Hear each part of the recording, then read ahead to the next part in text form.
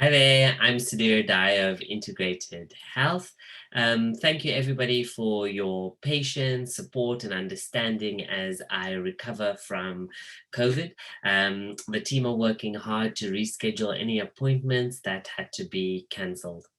And I thought I'd take this opportunity to share my diary of dealing with Delta despite being double vaxxed. So I was double vaxxed with Astra Zenec and I had my second dose in April already.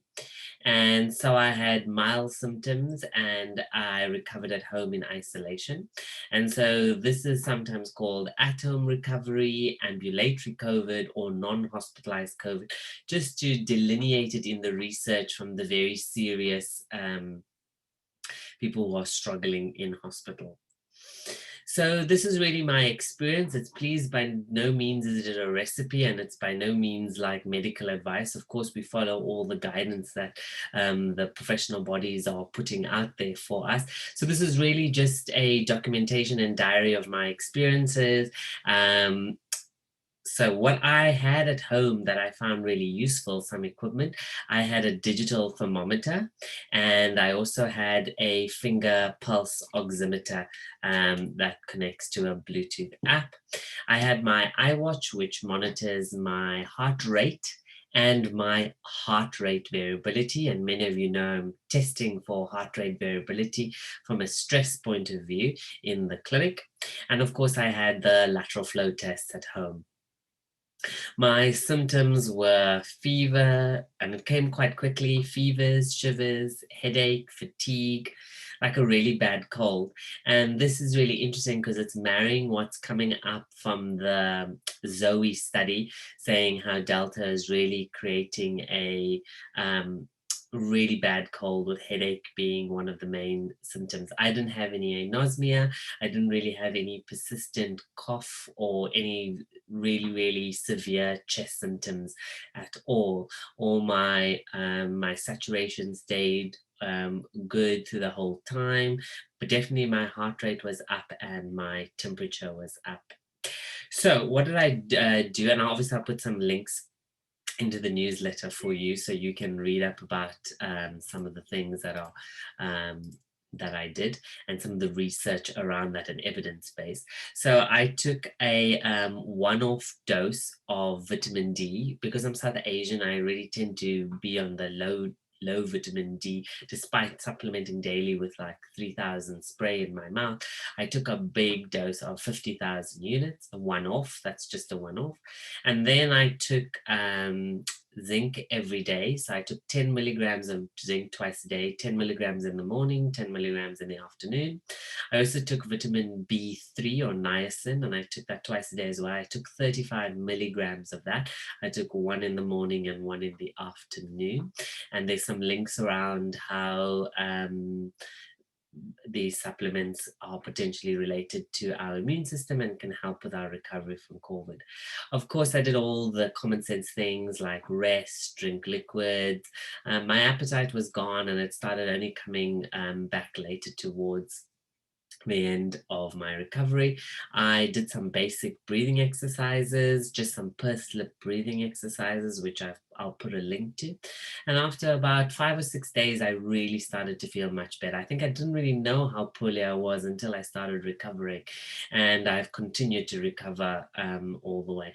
My symptoms resolved and my HRV, my heart rate variability, significantly improved. It increased. And as you know, HRV increases when you are healthier. It is a sensitive marker of general health, but it's not really specific to any body system. And it was really interesting observing how my HRV really mapped my disease progression. When I was poorly, my HRV was really low, and when I started recovering, my HRV started improving. And so I also bought a new fancy gadget to monitor my lung function, despite not having significant severe chest or lung symptoms. And I'll tell you about this gadget, the spirometer I've bought, the digital spirometer I've bought, in another newsletter, because many of you know how I like gadgets. I then started thinking about what to do about exercise and return to exercise. And many of us probably won't know that COVID has implications for our heart. And so there's some really, really clear guidance that I'll put a link to. That was an infographic by the British Journal of Sports Medicine. So that's a really nice infographic for people who had mild to moderate symptoms of COVID, who recovered at home, and how for them to get gradually to return back. And you'll have a link to that infographic, which will guide you on how to safely return back to all the physical activities that you love and enjoy doing. And then, of course, in the initial phase, I had a PCR test that, of course, came back positive.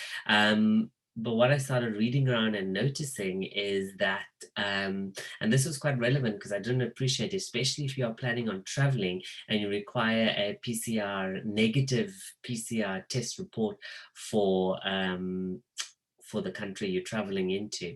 What I didn't realize is that your PCR can actually stay positive for quite a long while after you've recovered from an infection, or asymptomatic or non-infectious.